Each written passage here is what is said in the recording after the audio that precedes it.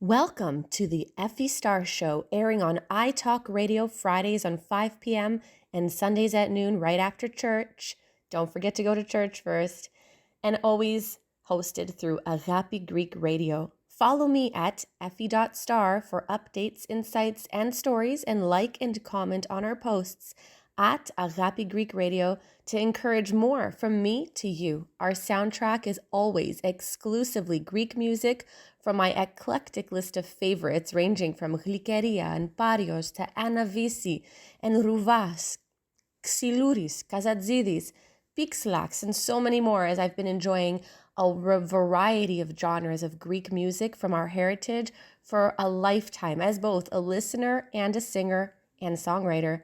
To hear my music, follow my Instagram at effie.star, EFFIE.STAR, where I share my voice and where I'll be posting my Spotify soon. And though it's on Amazon and multiple platforms, you can also reach out to me for a copy of my illustrated children's book, The Hill of Feelings, which is an important story about feelings, friendships, and self-respect and has been shared widely since its publication. Looking forward to sharing that with you very, very soon.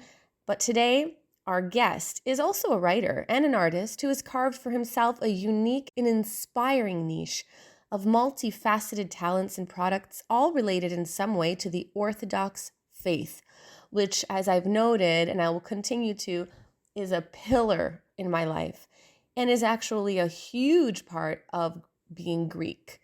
He is one of the most focused and disciplined Christians and creative artists I've known. This balance is a major accomplishment in itself.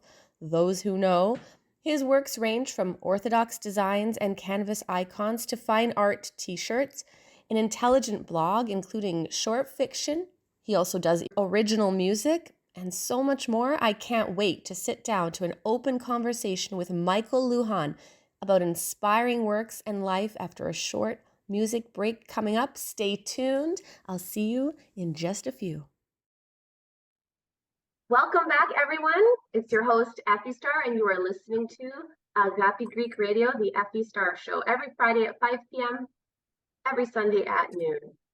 Today, I am so excited to introduce to you Michael Lujan. Welcome to the show. Thank you. Thank you for having me. It's my absolute pleasure to introduce you and your talents to everyone listening. We have so much to cover today. You're actually a multifaceted, multi-talented artist of various skills. I just can't wait actually to have this conversation with you directly and to have you explain to us, describe to us, and introduce to us all the different things that keep you so very busy and yet so very disciplined. And Glory to God. Probably know what I mean by that, because I mean, when you're working on multiple things and you're self-driven, you kind of have to have that discipline to keep you going. Yeah, without a doubt. I'm not a disciplined person. I've had to force myself to be disciplined. That's a force. So I find that really interesting, because people oftentimes do assume that when someone has a passion, and I think it's fair to say that this is something that, you know, is a passion of yours, or maybe God-given, or a skill or special ability that you have to be artistic and express in various ways. I feel that people oftentimes assume that that just comes with ease and just sort of like a natural pull and a natural drive. But I guess by you saying that required discipline on your part, and that it wasn't always an easy thing to accomplish, does that imply that passion alone is not enough to get to the goal?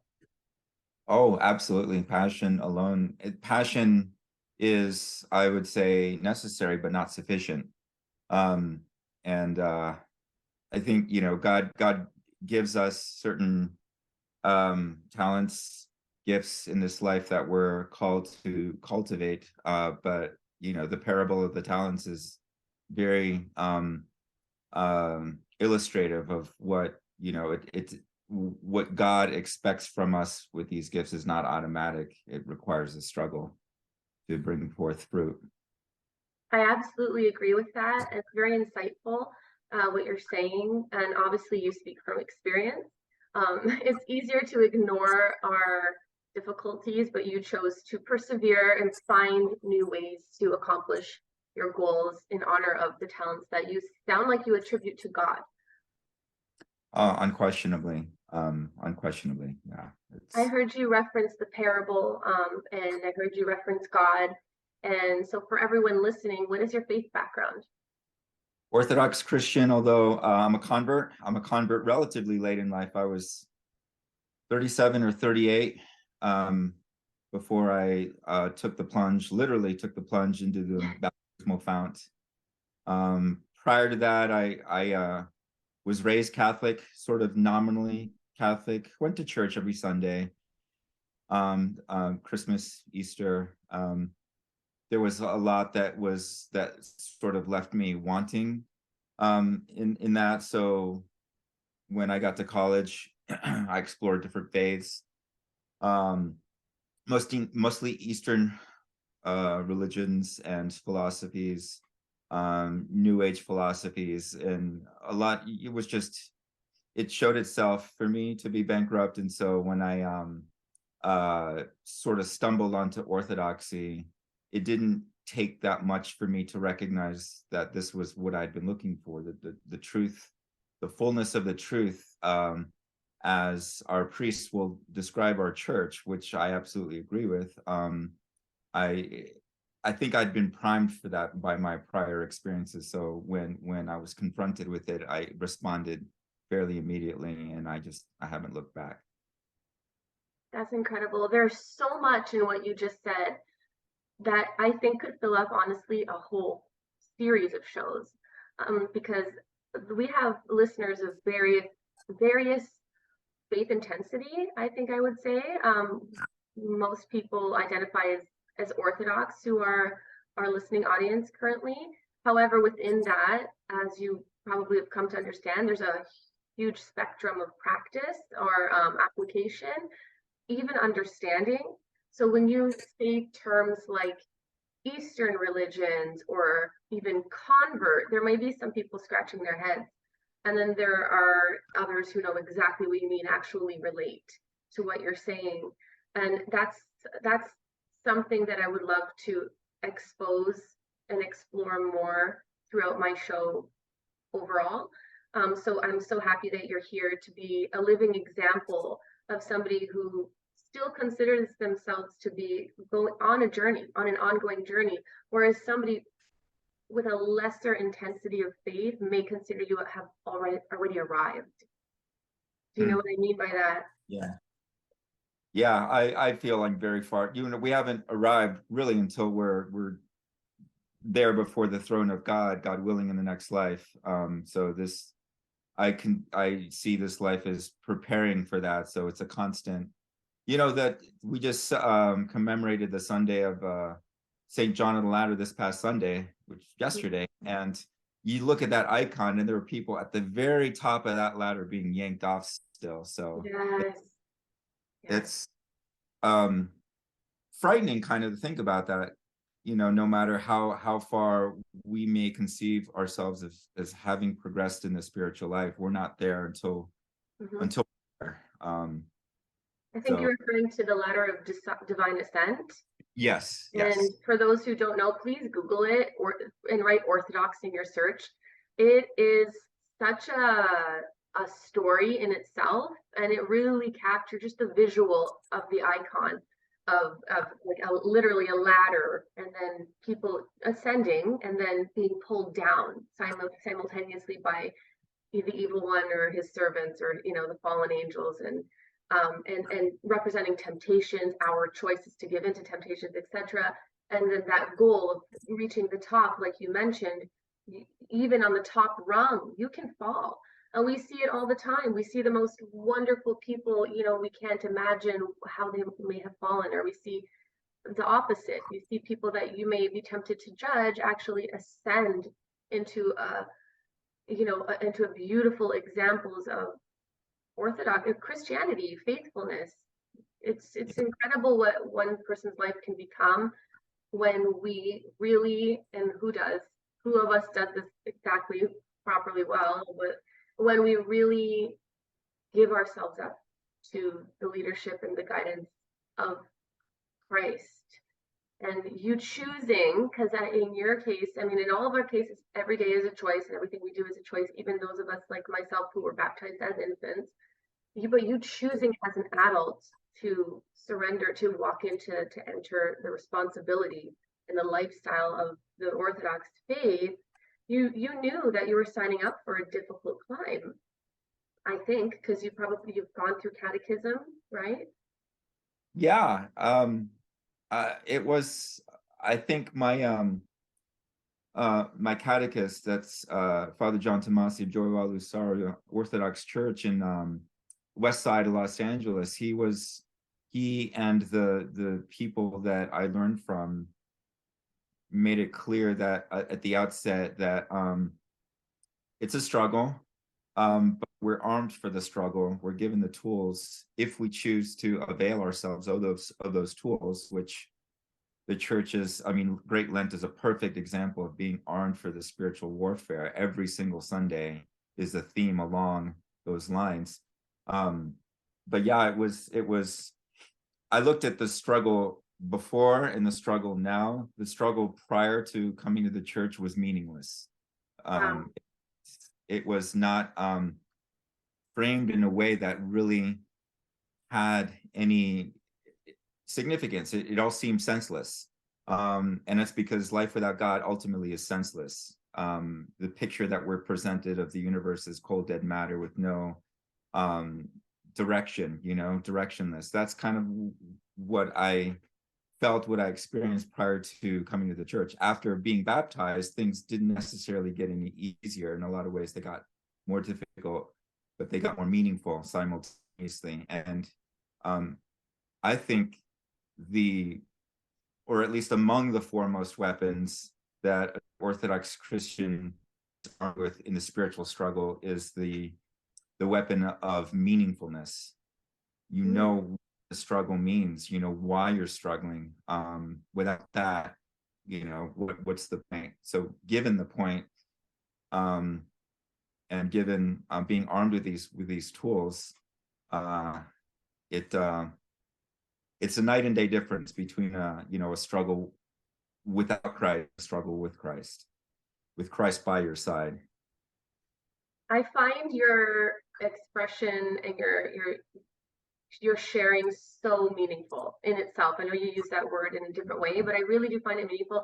And I hope that I find it really helpful to those of us who struggle, which is actually everyone, and every single one of us is struggling. I can tell you it's Lent and we're all hungry, and some of us, I've encountered conversations where people say, but why do we even have to do this? Like, I'm hungry. Why am I, or this is hard. This is really hard. And like you said, without the meaning, it is difficult to discipline yourself to persevere, to get to really reap the fullness of the experience, or to keep Yes. going. And I like what you mentioned about your prior life, because when you're converted, you do also get a new name, don't you? Mm-hmm. It's a new life. It's a new birth. So your prior life, meaning your life pre-Orthodoxy, also being a struggle. So it's kind of like we're struggling anyway, people. Yeah. choose your path. It's not like you become Christian because it's the sugar-coated path. Not at all. If anything, it's way more challenging because you have that awareness. So it's kind of like the red pill, the blue pill syndrome. But some people might Yeah. be listening to this going, what does any of this, how does this lead someone into art? Like, isn't this guy kind of writing theology textbooks, or, maybe in the seminary, or kind of a professor of something theology, and maybe perhaps you will. But you are on the path of expression through art, amalgamating your faith, and what an incredible blend of your gifts. Can you talk about that bridging of these two fundamental parts of yourself? Sure. That's I found, because I'd always been a creative person since I was a child. And I found that certain things I certain ways of viewing the world, certain ways of approaching creativity, I could sort of continue working on those post baptism. In certain other ways, and most those are the ways of conceiving myself basically as something special because of the gifts that have been given to me. I didn't, it's I believe it's Paul somewhere in one of his epistles, I don't remember which, but he makes the point that why should we rejoice in the gifts that we did not give to ourselves? These are God-given gifts. Why allow ourselves to be puffed up with pride over these things that we're born with? Yeah, absolutely. Yeah. And so that's one aspect of my creativity that I am still in the process of discarding. I can't say that I've gotten to that point. What was sort of I want to use the term iconic. It's kind of both literal and figurative of there was a moment in time where this really made itself clear to me. I was taking an iconography workshop the year after I was baptized, and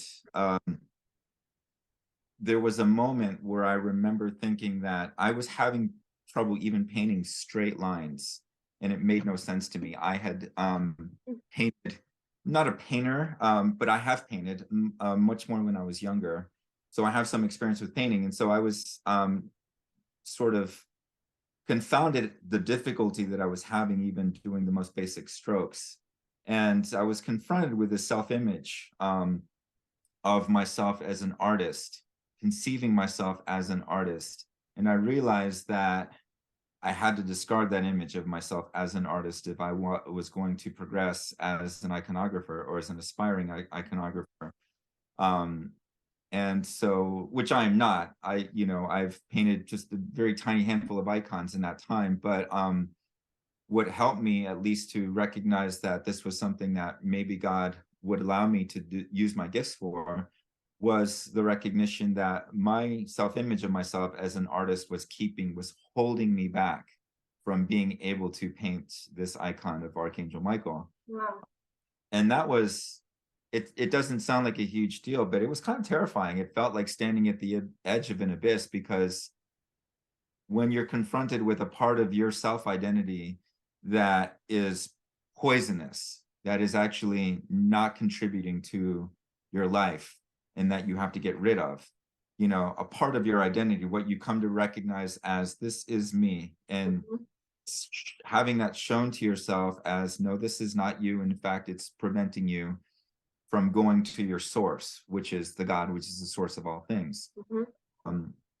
The Holy Trinity, being able to approach the Holy Trinity in humility meant discarding this part of myself that I take it for granted.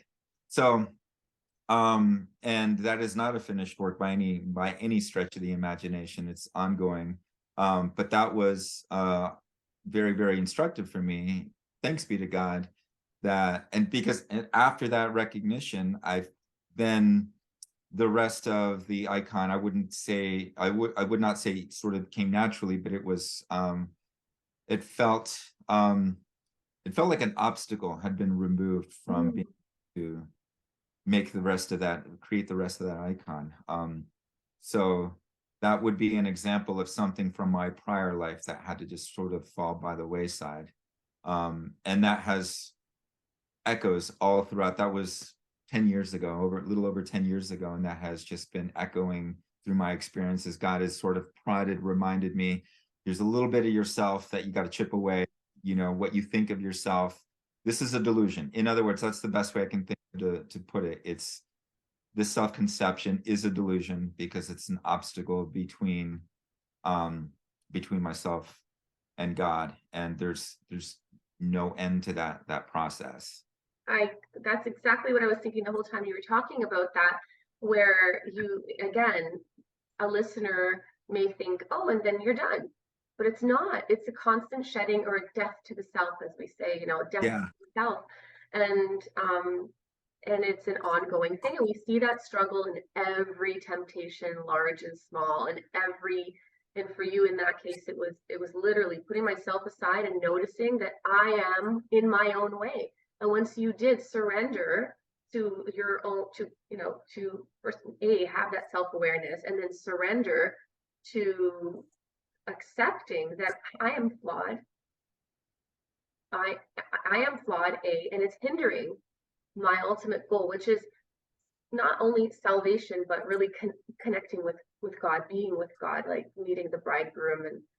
And I find that is never done. Any father, the church father we read, or any there's never a point where they say, and then I arrived. You never arrive. If anything, Yeah.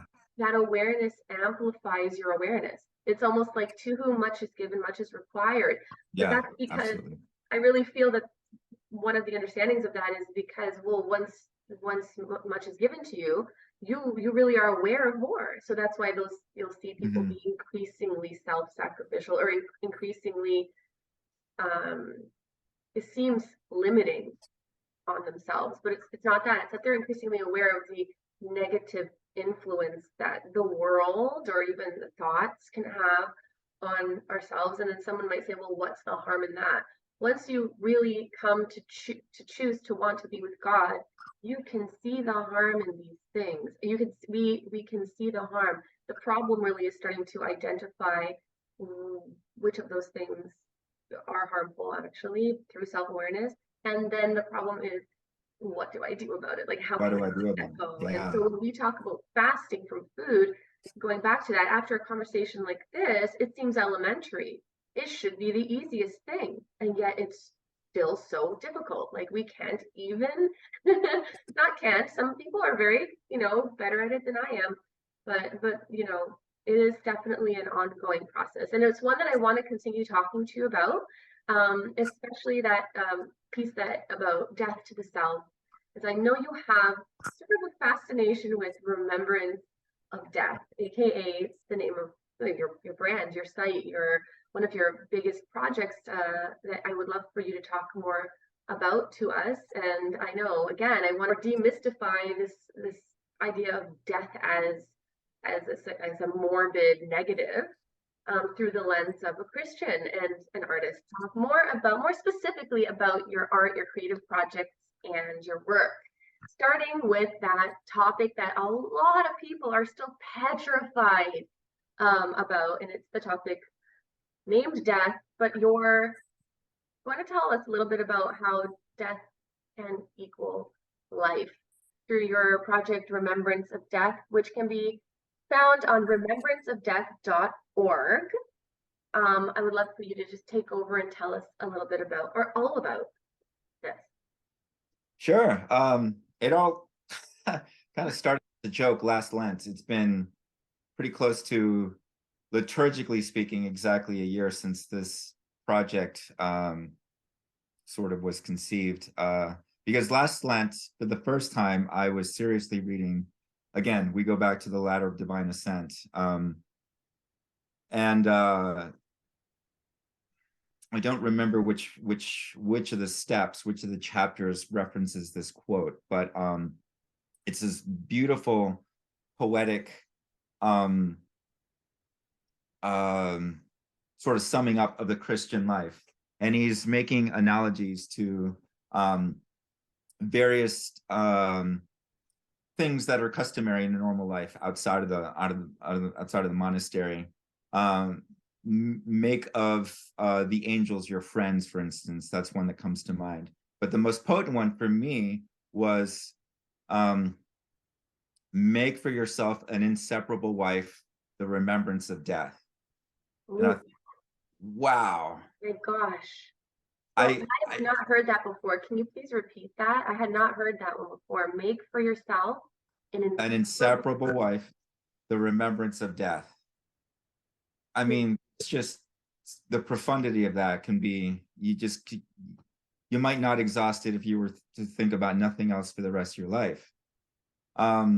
So I made a joke to some friends of mine at the time. I said, well, you I'm think waiting for if it. I ever, what's that? I'm laughing, just waiting for it. I'm like, how could this be turned into a joke? But I'm just gonna let you have it. Like, I can't wait. Okay, let's I'll sit back for that. So I said to my friends, do you think if I ever find a girlfriend and marry her, that she would mind if I nicknamed her Remembrance of Death. Oh my God. R-O-D. Rod. The Rod. Right. Okay. Right. Taking it a whole other direction with the Yeah. references. Yes, exactly. So then I thought, okay, I'm going to make Remember You Will Die as an 80s design, like a synthwave design that we're all accustomed to seeing. So just totally as a joke, I was familiar with several print-on-demand sites, and the one that I think that I used was redbubble.com. So I created this design and I uploaded it, and they have like these sort of mock-ups that you can put on these models, and one of them is just this smiling blonde woman, and I put just on this mock-up for this model, just Remember You Will Die. And I sent that picture to my friends, and we all got a good laugh out of it just because the incongruity of it. The irony, the contrast. Yeah. Yes. Yeah. And that's just, I've always had a morbid sort of black sense of humor, and this is no. Many things to be proud of. Yeah. Yeah. Yeah. Why not make light of, they say the best comedians are actually really dark.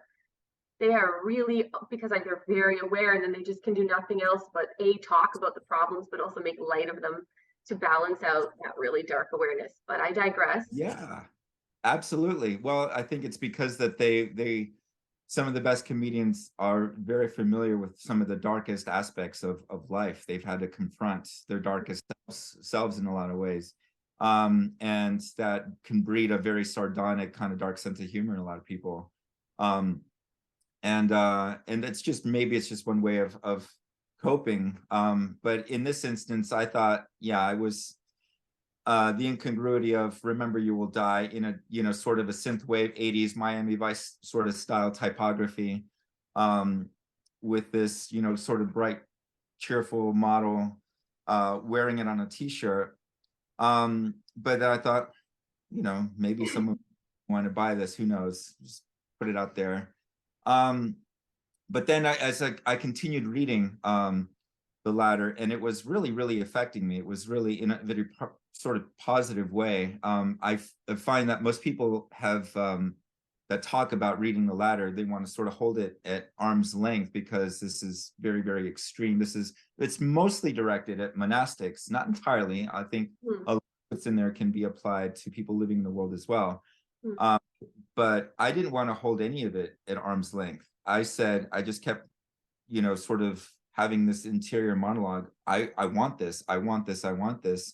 So the irony was that I, was joking with my friends about, if I ever get married again, I'm a divorcee. I was married when I came to the church, and unfortunately that was one of the first casualties of my having been baptized. She and I were baptized together. Long story short, being baptized together brought out all of the fissures in our marriage. It didn't last, unfortunately. But thank God she's an Orthodox Christian as well. And that was one of the things that I can say, looking back, that was a gift of our time together, was we were both baptized together. So oh, glory to God, glory to God. So I was joking with my friends, if I ever marry again, would my future wife mind if I nicknamed her the Remembrance of Death? Come on, didn't you learn anything the first time around? You don't like that. You really take it to the complete opposite. You're like, I'm just going to go the opposite direction, like, sweetie, honey, baby. How about Remember You Will Die? And you did it in that voice. Like, I could just see you not even using the endearing, like, cute little, people use that softer, you kind of go softer, and you'd be like, Remember You Will Die. This is because there, okay? You know me pretty well. That's why. You know me pretty well. It's an assumption. I apologize if I'm wrong, but in the hypothetical world, to me, it was funny. It is an accurate assumption. The irony was that, yes, exactly.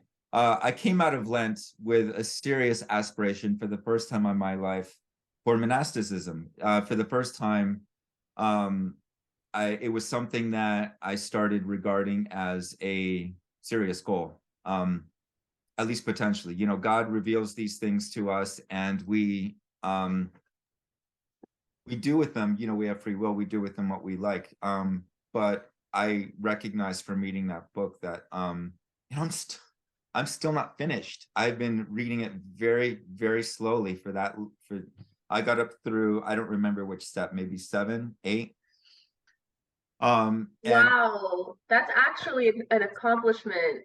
That's because each one is in a whole self-exploration. yeah. Please, everyone listening, we're talking again about the ladder of divine ascent. And I'm sure again, I will probably have to reference where is the best place for you to pick up like a legit version of it. So the best place to buy that, I would say, you can buy it direct from Holy Transfiguration Monastery in Boston. They are the publishers, at least of the edition that I use. And it's beautifully, I like hardcover books. I'm a fan of well-produced books that like are works of art unto themselves. And I don't know if you or any of your listeners out there are like me and a total weirdo that like to spines of books, open a hardcover book and just like take a good Oh, strong. you're speaking to an English lit major slash author, and my whole family, everyone in my family is a reader. So I'm a like weirdo, you know. I hope they are, but you know, we do live in a digital era. So people can, maybe not have as much of that, but you can, be I think proud of that. that's an inherent part of the reading experience. Of course, we can read on our Kindles and our electronic devices galore. But for my dollar, I would prefer to actually hold an actual book in my hands. And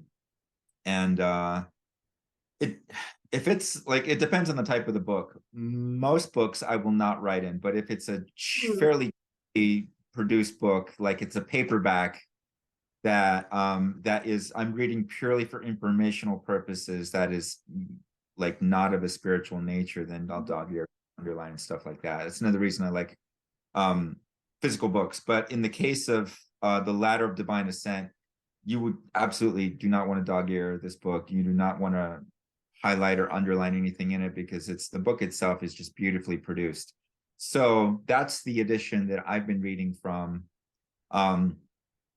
There is, as far as I'm aware, one other English edition that's published in the series of like classics of Western literature, and I think it's a different translation.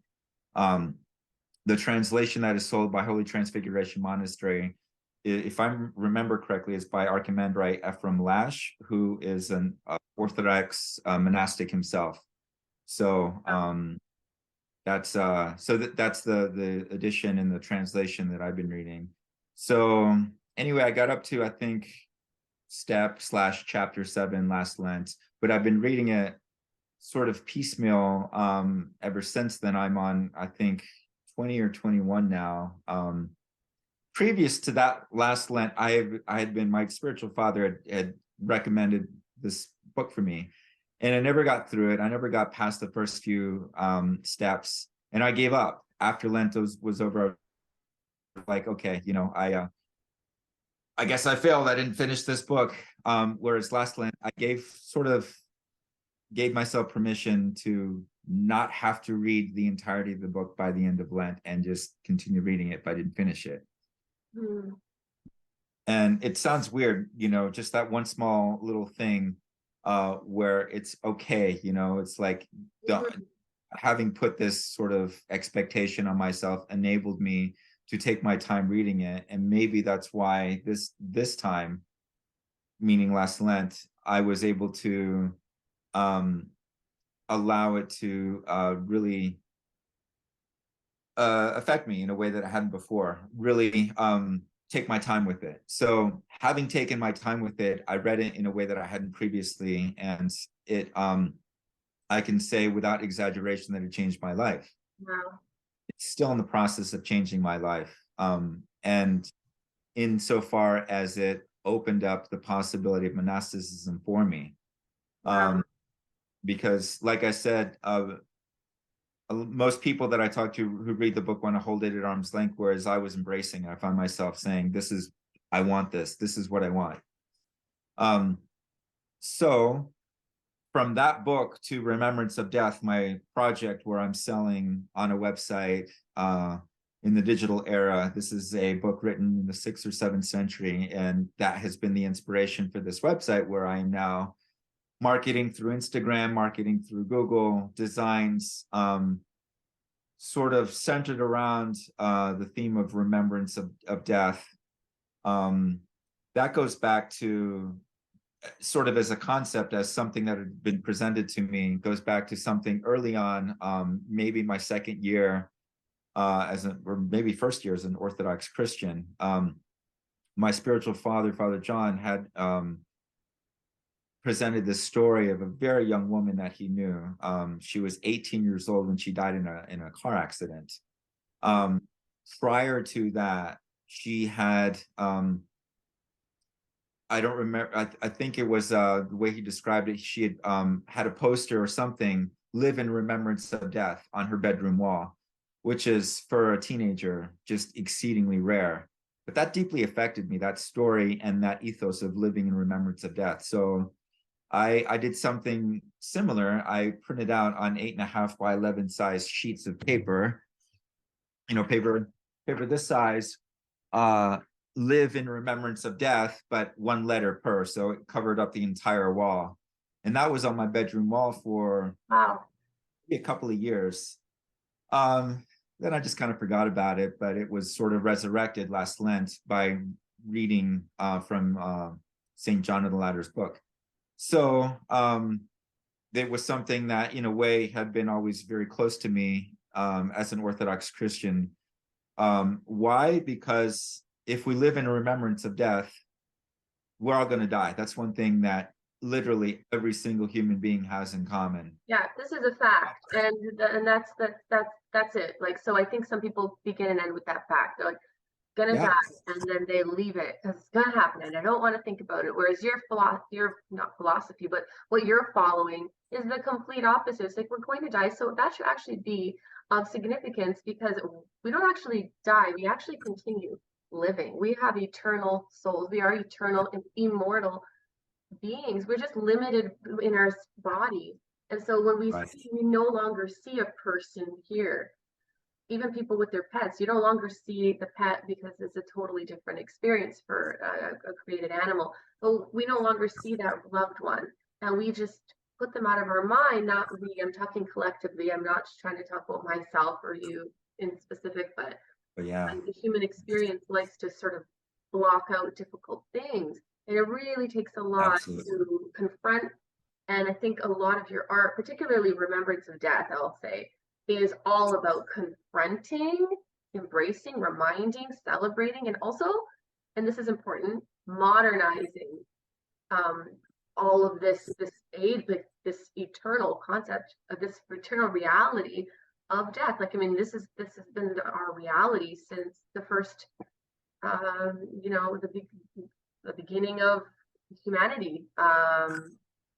Old Testament, we're going Old Testament, first few pages of Genesis, we talk about, so this is thousands and thousands of years later, or thousands of years later. It's a reality that we still cannot and have not adapted to. You would think that this would just be as normalized as being born, and yet it's terrifying to people because of all of the unknowns. And I just rambled over your moment there, because because everything you're saying really is so rich, and I just love that you're transforming this into your art, which I am urging people to go and look at. If nothing else, it's like you mentioned, like an 80s vibe, and it's like, what is he talking about? Like, unless you look at it, I know you're listening in intently, but honestly, it's like the modernization of an old reality, of the ultimate reality, which is, we remember we're gonna die. We do that now, by the way, in an unhealthy way. We do it through YOLO. I use that all the time. You only live once. but I always say like, but for eternity. So like we Yeah. YOLO our way through life doing bad decisions. I try to say like YOLO, like as in, I don't know, enjoy the moment or something. But the best way is to have that remembrance of death with the mindset of we have that eternity to still, Perspective of eternity. yeah, the perspective of eternity. Thank you. That is real, and it's a long time. It's a long time. So you're saying use this time to remember that and use your life constructively toward, the better outcome for the moment we pass and on. I don't want to put words into your mouth, so please No, refrain but that's absolutely right. where appropriate. Yeah. I think that's why St. John says, acquire for yourself an inseparable wife. He was talking to male monks. We can generalize it, acquire for yourself an inseparable spouse, the remembrance of death. If you acquire for yourself the remembrance of death, if you live with remembering death and make it a habit, as much as is possible, in our fallen human state, then because so much of what Christ preached during his earthly ministry was to living for the next world through the actions in this world.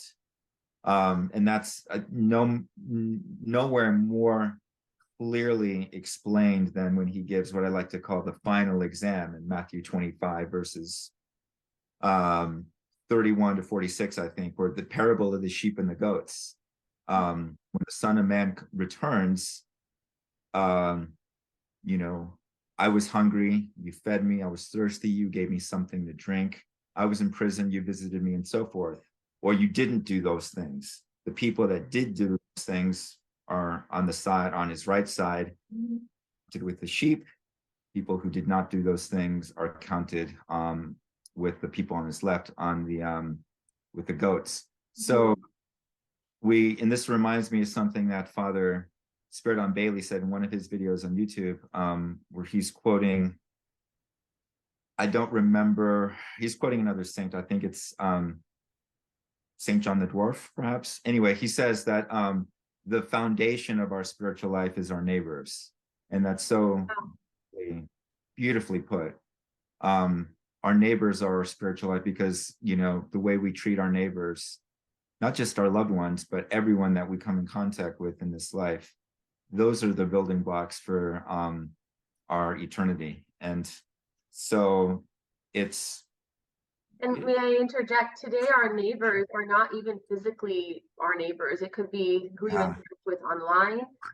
It could be like this Zoom call, like Michael lives in one of my favorite places on the planet, which is Arizona. You also lived in LA. I mean, we could talk later about how you lived in multiple places. I mean, sure, that's such an interesting story as well. But I mean, are you not my neighbor right now? We're discussing, we're talking, we're interacting, we're engaging, and so the interactions that we have matter regardless of this person is in your physical vicinity or not. I just wanted to point that out. Your culture now is so digitized and also so dismissive consecutively, and get away with so much because you're not going to see that person next day or whatnot. And it's really sad how easy it is to shut off from our responsibilities when we don't have like that so easy interaction.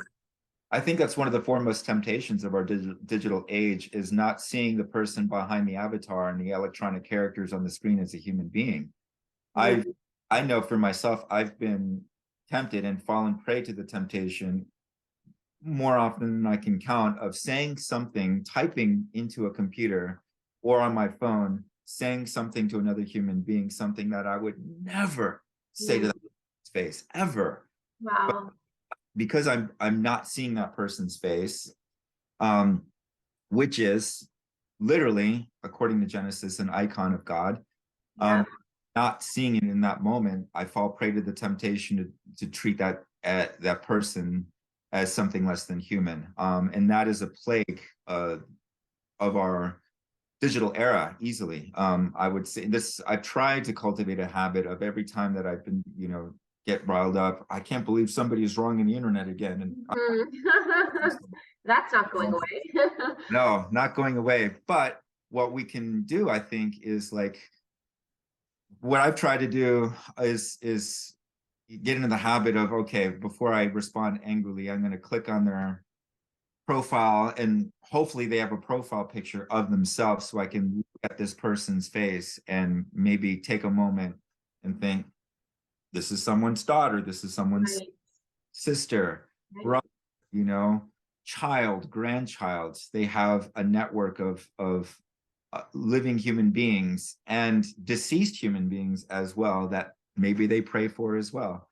The world is doing a wonderful job of attempting, and actually successfully in many cases, even overall, dehumanizing people, even right down to, we won't get into this right now, but just even right down to how we, you know, the technology is overtaking so many of our capabilities, and then we Yeah, in turn rely on that, or even in the sense of referring to robots as like him or her based on if it looks like a female or a male. There's so much blurring going on, which is why I'm really happy when I see things that are contrary to that yeah, replacing that stuff on the internet, and that's where you've carved a really good space for your products, through Remembrance of Death and through the other ones, which we'll also mention, and discuss, because there's so much out there. And really, technology, at the end of the day, it is what you do with it. It's just like the television or the radio. It is what you do with it. If you use the technology to watch documentaries about the earth or about, and you're learning, and it's fine. And if you use it to look at inappropriate things or to contribute to negativity and all that, then that's a temptation we need to step away from and not encourage. And I like that you're using that, avenue or that forum even to promote the faith through your art. So Lord. glory to God for all things. It's remembranceofdeath.org. What do you sell? What is it that people can Um, for? I started out just selling t-shirts, and well, it started out as a Redbubble store. Again, for anyone who's familiar with Redbubble, and I ceased that just because there were too many problems. So I went sort of just with my own website, remembranceofdeath.org, and when I launched the website, it was just t-shirts. Now I've branched out to, by popular demand, when I put out a poll on my Instagram, on my stories, asking what people wanted, at the top of the list was hoodies, which was surprising to me. Amazing. I love that you can do direct market research Yeah, to the actual customer for free yeah, online, and then is anonymous, or I guess it's not anonymous, but you're not posting it anyways. But I love that you can do like direct research and then deliver immediately according to their needs. And yeah. that's amazing that you use that tool. Yeah. Again, thanks be to God. These, like you said, these tools can be used for good or for ill. This is an example of being able to communicate with people who may resonate with what I'm doing and see what else they would want these designs to appear on. At the top of the list was hoodies, and posters was a close second. So I've started uh, making my designs available in both of those medias, hoodies and as posters. And even more recently, I've started making icons, printing icons, icon reproductions on canvas, which is not something that I've seen very often or at all that I can remember from the normal icon resources that one finds online. But that was one of the means that was available to me. One of the means that I'd sourced for being able to print designs on included these canvas, mounted canvas. It's like 1.25 inch thick pine that the canvas is stretched on, so very, very durable. So I've started printing a few select of my own personal designs on the canvas, but I've been opting more to have that be reserved for icons. And so I've sourced icons that are either generally not that easily found, and we're talking about just like 3 or 4, I think, at this point. to commemorate the Feast of the Annunciation on the new calendar, I just released a icon reproduction on canvas of one of the most ancient Russian icons from Novgorod, a 12th century icon of the Annunciation. So that's available. I'll be making available soon Andrei Rublev's most famous icon of the Holy Trinity, symbolic of the Holy Trinity. That will be available soon. There's a couple other icons available as well. Mostly it's my designs at this point, but as time goes forward, I will be selling more and more icon prints as well. God willing. Thank you for doing that. Thank you for I know that bringing obscurity and attempting to bring it to mainstream or bring it accessibility is sounded like one of your motivations, and thank you for doing Absolutely. that, because there's so many times where I hear people saying, do you know where I could find this icon or that icon? And it's like, sometimes I don't know where. And I can also tell you all that Michael is very particular about the quality, the quality that he's putting out. Like, he will not just print off a t-shirt. You know, he makes sure that it's the material that he likes and considers quality. And same thing with the canvas. I can tell you that that was a process. And so you're getting the quality in addition to the art itself. Sometimes, you know, we get disappointed when we order things online and it's not what we expected quality wise, and maybe look better in the picture, but he himself, you know, goes through this process that can guarantee that people are receiving great quality for his art. I don't think you would ever disrespect your art or an icon by putting it on something that would rip, break, tear, or feel coarse or cheap. Cheap, yeah, it can't be cheap. Now, the one thing about selling the icons the way that I'm doing it right now is because it's a print on demand service. The product is printed at the time that the order is received by my manufacturer.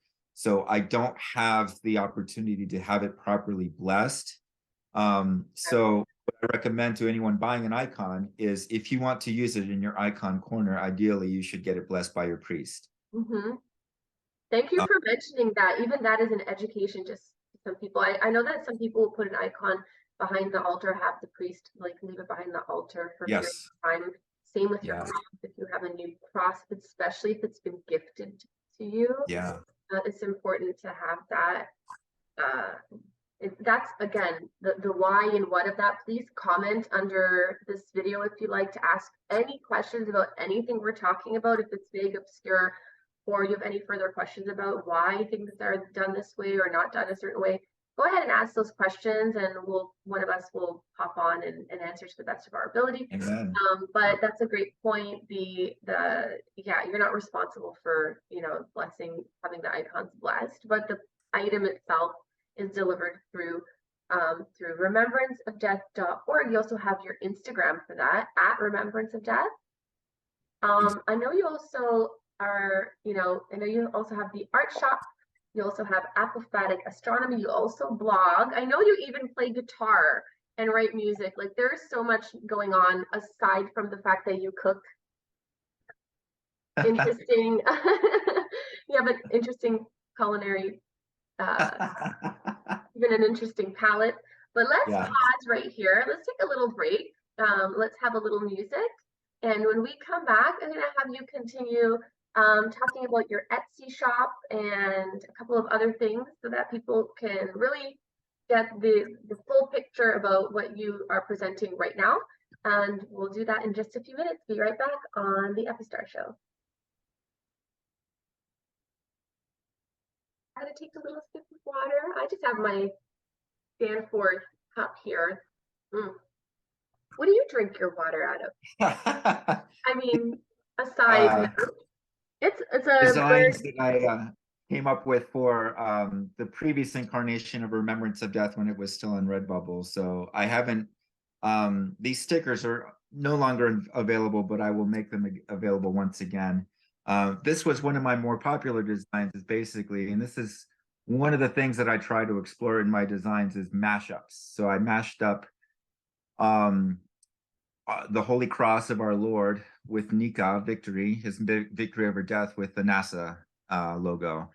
And that's I've done that as well with the Adidas logo. I used it's not on here unfortunately, but yeah, I don't have anything with me right now. But I'm very, as a designer, because this is sort of my day job. I do web design, graphic design. So I'm very Yes, reach out to Michael if you'd like to have any logos made, graphic design work. He's that tech aspect of yes, life that I can't, it's not my fave. I just am not, you know, I won't say I can't. I always tell my students and stuff that you can't. It's just that you haven't learned it. yes, And sometimes I don't want to learn that. But Michael can do that. You do all elements of graphic design work for people. I know that that's not what we're here to talk about today, but just for those wondering, yeah, and that's where yes, all that absolutely. tech blend comes in. Yeah. And my background as a designer also uh, gave me the inspiration to try to combine some of the themes from our faith into well-known logos. So I took the Adidas font, the typography, and turned that into, and the sort of that tri-bar design that you find that Adidas is famous for, and turn that into um, a faith-based design.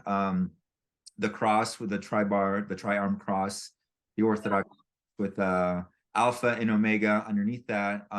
That's, you can find that at remembranceofdeath.org. Anyway, so that's just one of the, among the visual themes that I try to explore is corporate logo mashups. In addition to, I try to actively engage the culture around me. Mm-hmm. Sense. There's a lot that I've been inspired by with regard to streetwear fashion, that I want to try to bring Orthodox themes into that aesthetic. Of course, always in a respectful way. One thing that I do not do is I don't market icons on shirts. I don't believe that icons should be worn. Um, there's a story of a monk. I don't remember where I read this, but it may have been here at St. Anthony's actually, because I'm 45 minutes away from St. Anthony's Monastery. Oh, you're breaking hearts everywhere. This is a venture for it is some of a us. It blessing. is, I mean, it's a beautiful monastery. I recommend if Absolutely anyone of you gorgeous. that's Orthodox or exploring the faith is actually trying to double up on taking a trip. You want to go to the Grand Canyon, you want to get to the desert, you want to Yeah, you also want to take some sort of pilgrimage or have an immersion in the lifestyle of monasticism, please visit that monastery, which is the fact that you live so close to it just works. incredible blessing. And that's where Elder Ephraim, blessed memory, frankly, Saint Elder Ephraim, such a saintly man. He's there now. His sarcophagus, there's, he has his own special chapel, which is absolutely beautiful. Yeah. Anyway, there's a story from, I believe it's St. Anthony's, where somebody was wearing an icon on his shirt, and one of the monks said, "What am I supposed to do? Am I supposed to venerate your shirt?" Oh, yeah. Because Right. icons are not just art, they're not just design, they have a very specific um place in our faith. We have an entire ecumenical council dedicated to the place of icons. The first Sunday of Lent is dedicated to the triumph of orthodoxy, the triumph of, and it's interesting that our faith is conceived of as triumphing in history, the church, the historical church, as triumphing The church with triumphant. ecumenical council, which was devoted to the issue of combating iconoclasm, the forces in the culture that were fighting against the veneration of images. And thankfully, the Orthodox veneration of images won that contest. Well, it did until COVID came around, and it was sincerely heart-wrenching to be barred from our loved ones, period.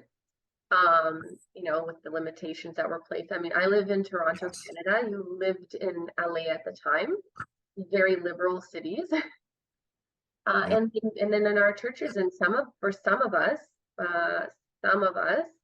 encountered velvet ropes, signs asking you please not to essentially cause illness by way of veneration. And I will boldly, if I haven't before, and I haven't before, I did privately only.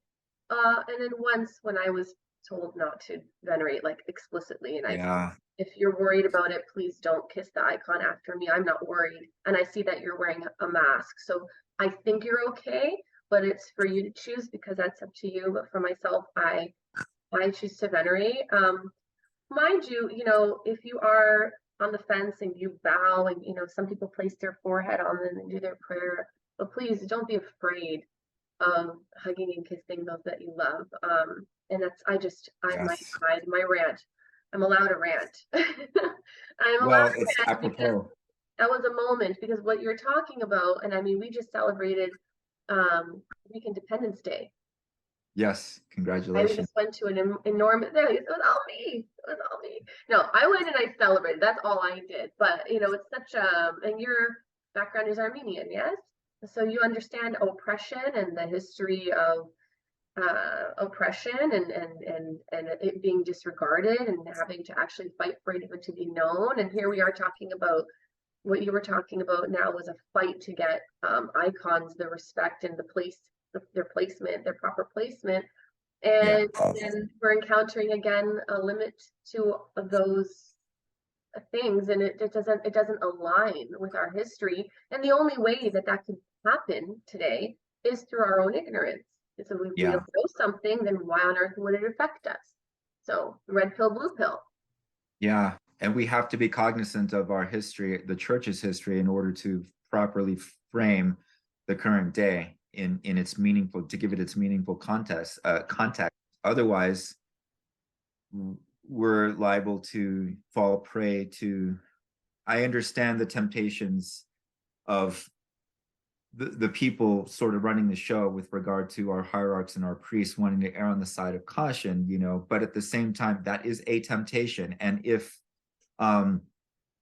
and while I understand they're thinking that they wanted to prevent people from getting sick and so on and so forth, but I've lost count of the number of times where I've encountered converts or those who were inquiring into the faith that were turned off by the precautions that were taken, because it Wow.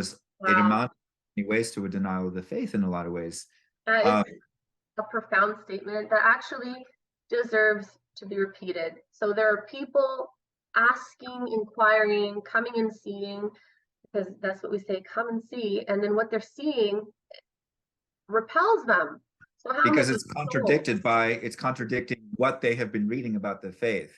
I can't, I mean, imagine everything that you read online, in books or whatever, presenting a picture of our faith and in a way that makes an inquirer's heart glow. And then they go to their local church and it's shut down, or they're allowed to go in and, as you say, prevented from venerating an icon, prevented from taking communion, or they're seeing other people prevented from taking communion.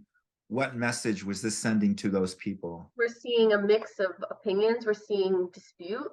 We're seeing a lot of struggle. And so it's just, I had to intervene because you were talking about that period of time, which is a Absolutely. huge period of time. It's a very significant, and to be fair, it was a time of dispute, so it's not like the answer was already there. So that's where our Yes. fairness comes into play here. Okay, so sometimes there's a bunch of time before we That's a good point. straighten things out. So there's that, Yes. we can have some sort of economia or economy, as they Yes. say, in that regard. But it's really, I mean, I personally just find our generation, including my generation and especially younger, to be dismissive because of our own ignorance. Like if we don't really know, Yeah. I don't care, I just don't know.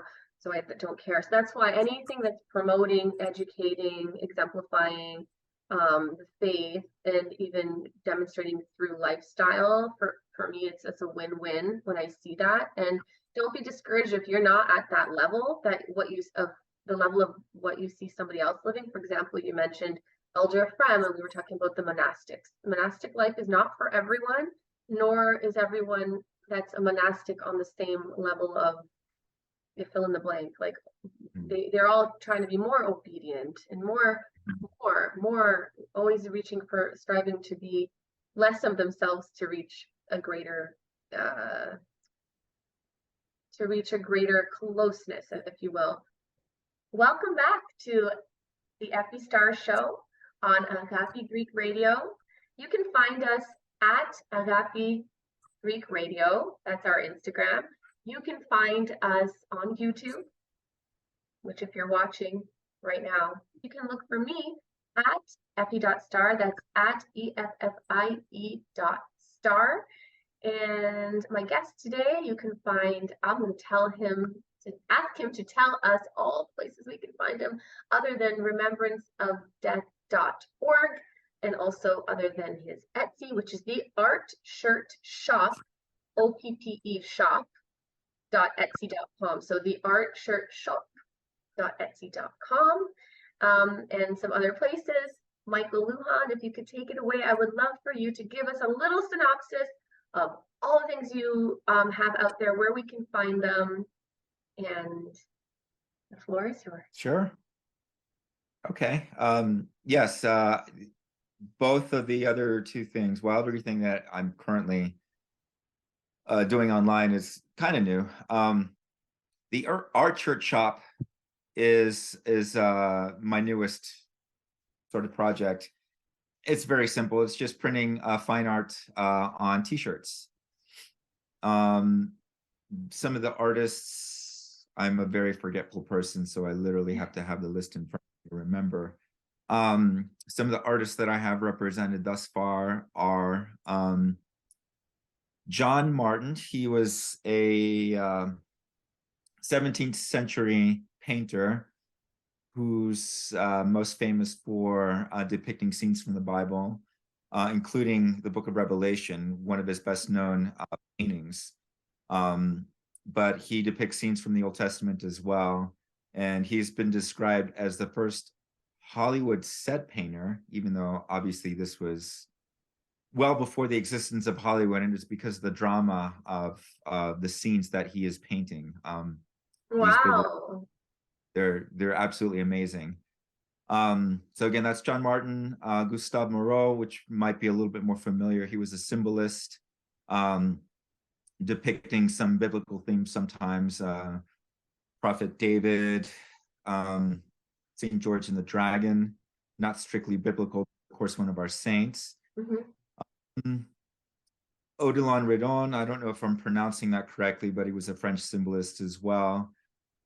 So that's just a brief rundown. If you like any of these artists, feel free to come check out my Etsy shop. That's the artchurchshop.etsy.com. And as Effie was saying, it's shop spelled with SHOPPE. That's sort of the Victorian style. Shoppe. We do things bougie here. That's right. We keep it as bougie as possible.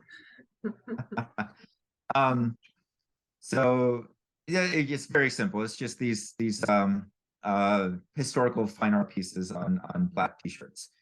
Dark t-shirts. I believe, if I remember correctly, I'm printing them on navy and maroon as well.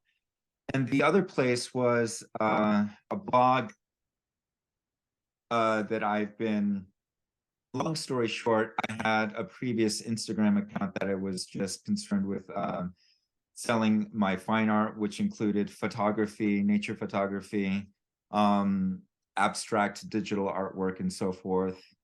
That has been backburnered for the time being, just so I don't spread myself too thin, but I plan to revisit that sort of fine art side of myself at some point. But anyway, so it's descriptions for the captions for the Instagram post that I would make. I would sort of use the visual art as a springboard to explore some of the themes that I was reading about, whether it was angels or philosophy, or what was some of the other things that I was reading at the time. I think St. John of the Ladder. Anyway, so trying to bring in my art and trying to use the themes explored in my art as springboards for exploring various themes in philosophy and our faith. And I transferred that from Instagram to my blog at some point. So if you go to apophatic, apophatic.substack.com, and I believe these will be in the links for the episode as well. Those sort of mental meanderings are there. More recently, I've been exploring other themes in our faith. Last Lent, I wrote a sort of a what would you call it? Sort of an exploring of the theme of repentance. Of course, that would come out of Lent. Why wouldn't it? But how sort of Right. stringing themes together that I had been exploring in my own writing at that time during last Lent. There's also a short story that I wrote. I think I was still originally my catechesis. This was in 2010. This was a while back. So the short story that I wrote that was inspired by a life of a saint, a martyr, and exploring sort of, it's hard to explain it without sort of giving it away, but it's called iconostasis, and it involves somebody close to this saint, this martyr, having been given the task of painting her as an icon, painting her icon. So it's a short story that it's sort of experimental because I'm in addition to my own writing, I'm also interspersing elements from the Synaxarion, her life of the saint, and also the service to that saint as a martyr, to try to bring out certain themes. Michael, you're using a lot of rich language that is really impressive for somebody that's not a native Greek speaker, like synaxarion, and I forget a few other words that you put in there. I just wanted to highlight that in addition to your other talents that, you're becoming multilingual. And I know that you chant as well, or you're a reader. I apologize. You were a reader. I am a reader. Yeah. I'm a reader. I at my old church, it was an OCA church that was the vast majority of the services were in English. So yeah, I'm in the process of, I've picked up a few Greek terms here because you cannot be Orthodox and not pick up some Greek. That's Put just that so on much. A t-shirt. You can't be. I'm snapping my way through this. Not that we're nationalists here, but truly, it's. Listen, when we really do study the Bible historically, not that we're just a Bible central faith or anything, but really it's important to look at the original language and why the intention behind having that as the original language and everything like that. And it is a rich language. And I know from my Coptic friends as well, they say like Kyrie eleison and Lord have mercy and in their services as well. So it's really cool to see the language be like the culture kind of shine through the faith, or vice versa. Is it the faith shine through the culture?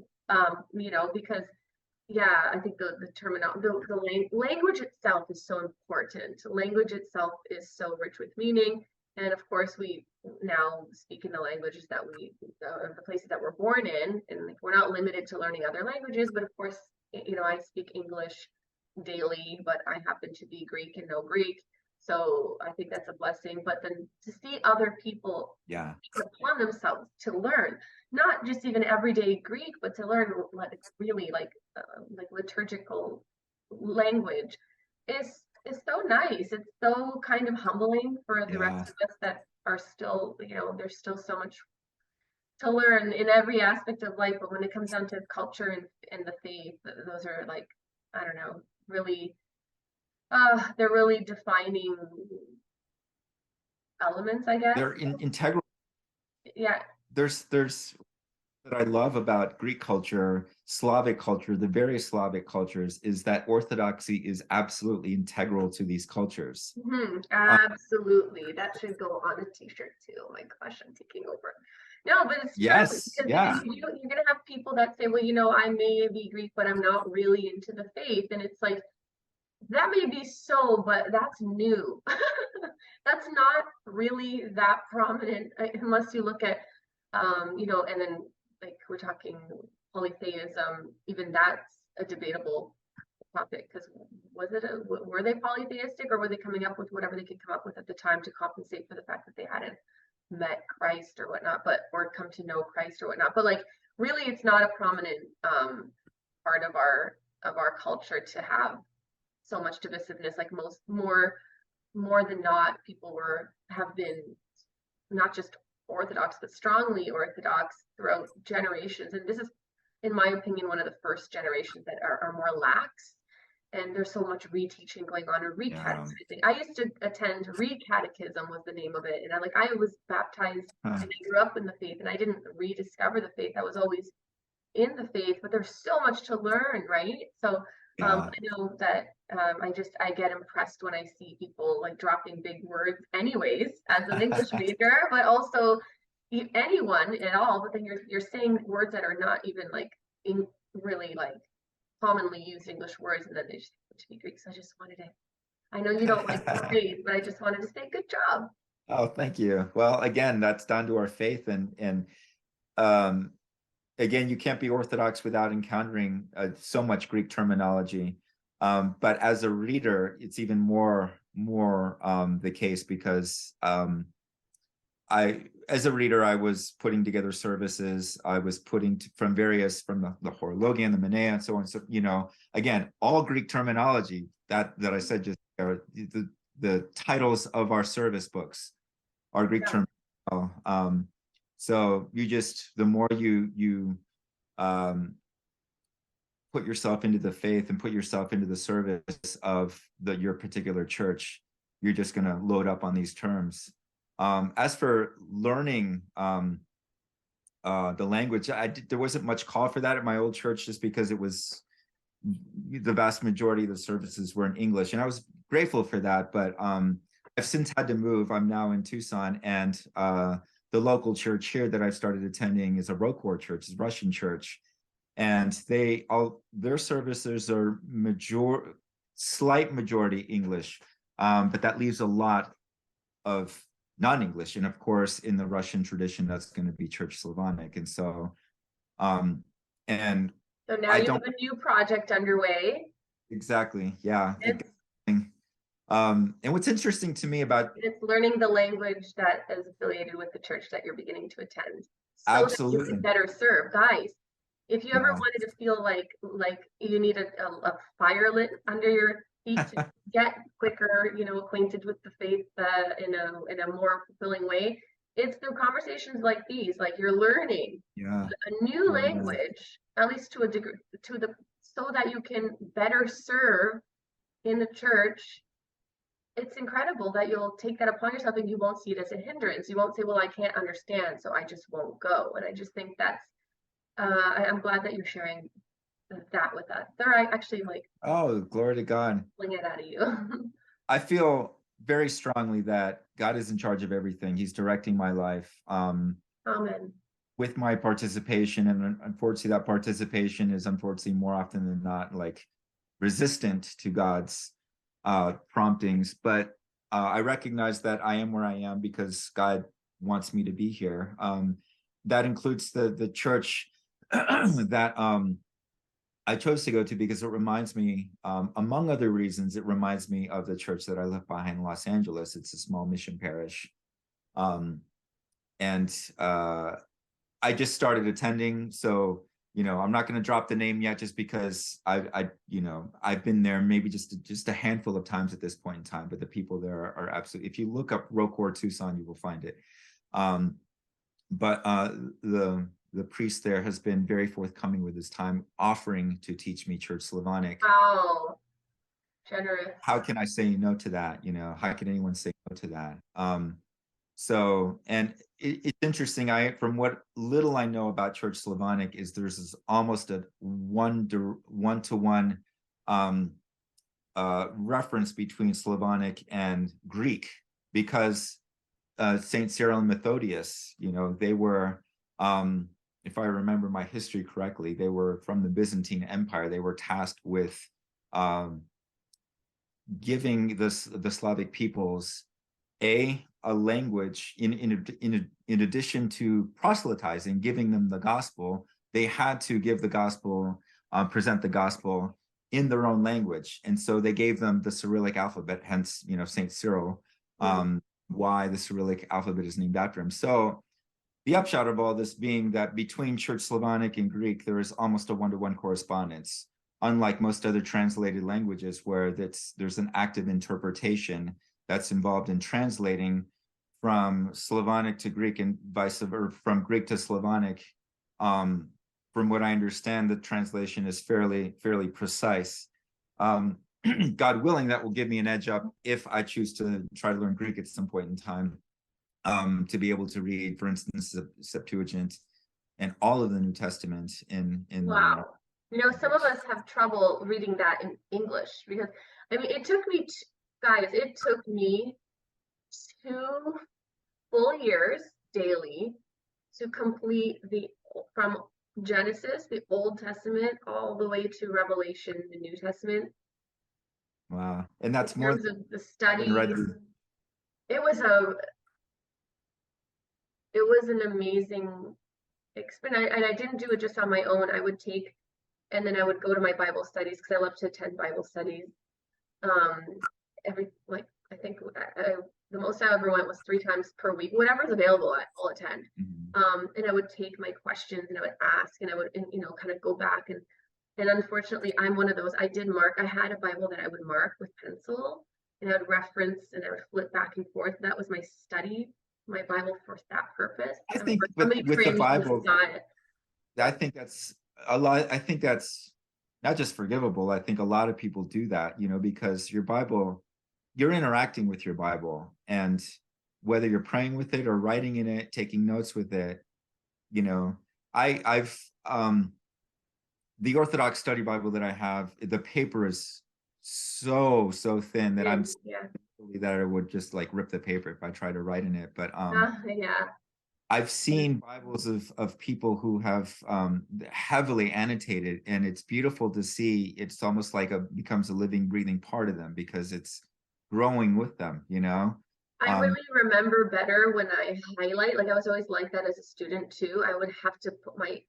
hand on it and highlight or write notes. Even if I don't reread them, it just stuck better that way. But I didn't. I think I trailed off of what you were talking about when I went in and no. talked about that. But you were talking about something very important, and I got it. Just translation issues of translation. I just sort of segued off myself, but that was so. Yes, I'm a Tantrad reader in the OCA. That's another reason that I chose the local Russian church, is because it's the tradition that I'm most familiar with, because the OCA is descended from the Russian tradition. So setting up the services, doing reading for the services in the Russian church, very similar to what I'm used to from the OCA church. And right now I'm limited as to how I can contribute because I don't read and understand and speak Slavonic. So I'm hoping to change that. That's my intention. Like you said, it's add that to the list of projects. So that people can know, when you were living in LA not long ago, or in LA, right? You were serving daily in. Pretty much, yes. It was. I was absolutely beyond blessed to be a member of a church that Father John believed in doing as many services during the week as possible. So it's no exaggeration to say that our small mission parish, Joy Luz Sorrow, did more services per week than any other church in the area. Averaged 4 to 5 liturgies per week. And that was when I discovered, that was one of the reasons that I started attending that church, because I absolutely needed that, as many services as possible.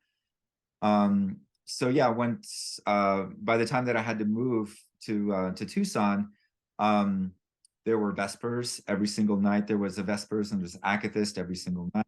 Yeah, at this time there are additional services and Vespers and stuff throughout the week. That's true. That's a good transition. Yeah, yeah. It was such a blessing to be able to serve like that. To first of all, just be able to attend a church with those resources, having as many services, and then being blessed to be able to serve in the capacity as a reader, um, beyond anything, easily well in excess, light years in excess of anything that I deserve. Thanks be to God. So being able to then bring that experience to my new church is going to require learning Church Slavonic.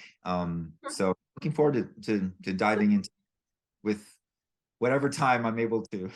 Just your attitude of appreciation in this era of, new age and gratitude and all this, your attitude of appreciation is really and gratitude is really, seems to me, something that keeps you open to experiences and therefore opportunities, rather than finding it to be a burdensome thing that you have to do, and then therefore we feel restrained and encumbered. So I think Yeah, that's something I'll take away as well, is trying to apply more graciousness and gratitude to the challenges that come to me and view them instead as opportunities. Maybe even when I encounter tech issues. No promises.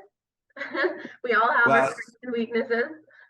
you would be ahead of the curve. You'd be ahead of me if you're able to conquer that particular. Because my tech issues are the bane of my Oh existence. my gosh. And I work in technology.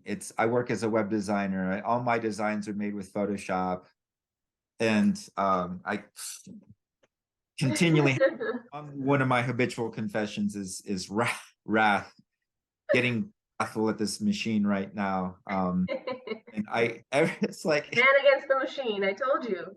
man against machine. Humanizing Ideally, in so many ways. yeah, ideally it should be a synergy. We're these things, these implements are here. We're told to supplement our existence and make it easier, but you know more often than not, it seems like we end up serving our machines, our Yeah, servants, our absolutely. masters. Absolutely. Oh, with that in mind, I'm going to actually let the machine take over. I'll just do it this one time. Now, sometimes I do it, and I'm going to let it play music for us and give our listeners a little break from our chat. And when we come back, I'm going to show them another side of you, hopefully a funny one. And I think we all can see Okay. that it's there. I know that it's there.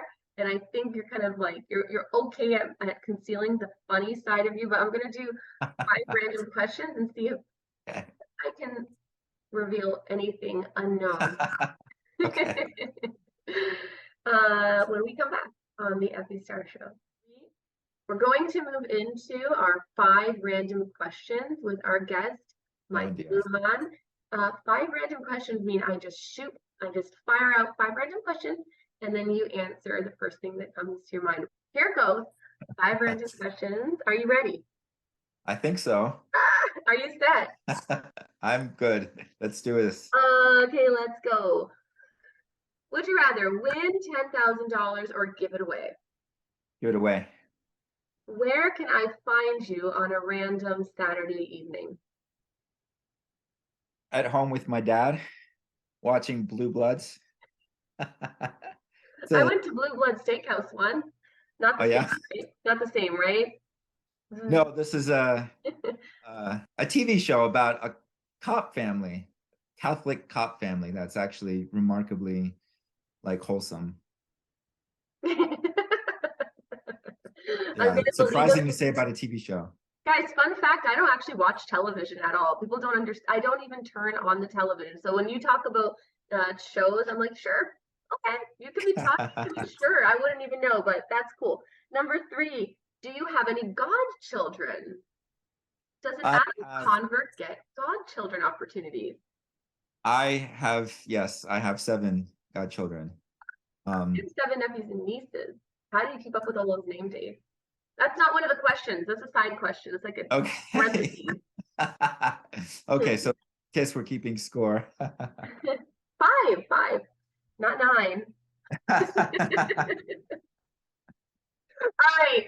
The next question is, give us a list of places you grew up in. Ooh.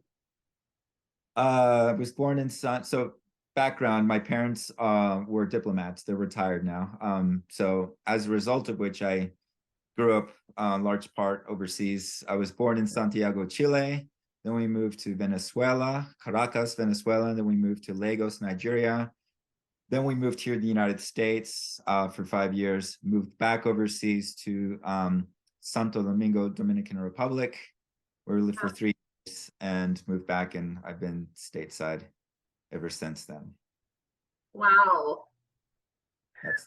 Got to meet Muhammad Ali during his 1980 tour through Africa. He stopped by our school. Oh. Aged myself by saying 1980, but I was in first grade when by our school, and we all had our picture taken with Muhammad Ali. Wow. They had a really rich childhood. Yeah. God. Are you ready for number 5? Probably not, but let's do it. Well, I know you're not eating animal products now. We're voluntary vegans. Oh, I have a feeling what this question is. And I do enjoy a good steak. You know, I mentioned Blue Blood, which is in Casa Loma and fantastic environment. And you know, I like my steak medium. How do you like your steak, Michael? Well, I like my steak. Now we're gonna talk about a specific, like a type of cut of beef, right?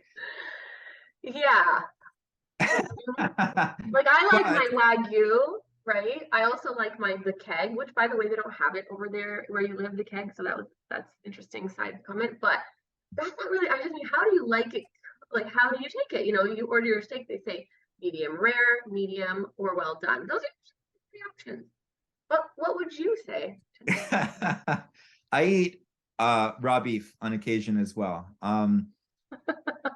Because there's an Armenian dish. My mother is Armenian, so I grew up with Armenian cuisine from my mom's side of the family. And there's this dish called khema, which is basically an Armenian steak tartare. Steak tartare being a raw beef dish that is prepared. I don't know if I've actually ever had steak tartare, to be honest with you, but I've had plenty of khema. And it's prepared with onion, bulgur wheat, cracked wheat. Don't do this to yourself. Don't do this to yourself. It's just to die for. It's absolutely to die for. So having grown up with that, I took to eating occasionally just raw beef out of the supermarket. For cultural reasons, people. It's strictly for cultural reasons. He forces his way through those gnaws. I wish I was serious. But actually, no, the raw meat thing is by choice for you, correct? Oh, yeah, 100%. Men. All right, hey, to each his own. I won't knock the cultural aspect, but the fact, I mean, hey, we do tzatziki. Guess who's never had tzatziki? Me, I've never had it. I am still Greek, but I mean, so I'm of the mind that even though, or even if it's cultural, you can still step away from it. But the fact that you choose raw meat is why I asked that question. Oh, yeah. I really pair it with some Krispy Kremes. So I guess it all. I do. Yes, I've paired it with Krispy Kremes in the past. That has been my dessert. But yeah, as long as it's all the blood is drained, it's Levitically correct, right? And that's the bottom line, people. 5 random questions. Aren't you glad you tuned in to the very end? We started off with remembrance of death, and we ended off with foods he would die for. Michael Lujan here, straight from Tucson. Before that, LA summer. Before that, Chile, Venezuela, Dominican Republic, Nigeria. The man's been all over the place, and yet right here in your living room, your car, wherever you're watching or listening from. Michael Lujan, remembrance of death.org, theartshop.etsy.com. You can find everything on my page at Effie.Star. You can go on to Agape Greek Radio. We're not lost. We're all here together. Find us, reach us, comment, have a blessed remainder of Lent. I hope that I contributed to your fast by, you know, the whole blood drainage raw meat thing. Those of you who love raw meat, please drop a comment and say raw, because that's right. I would love to know who is on Team Michael on this one. Okay. With that said, thank you so much for coming on the show, Michali. Michali. Thank you so much for having me. It's been an honor. It was absolutely my pleasure. And with that, I wish everyone a wonderful rest of the day. Signing off, Effie Star, Mer Happy. Thanks, Effie.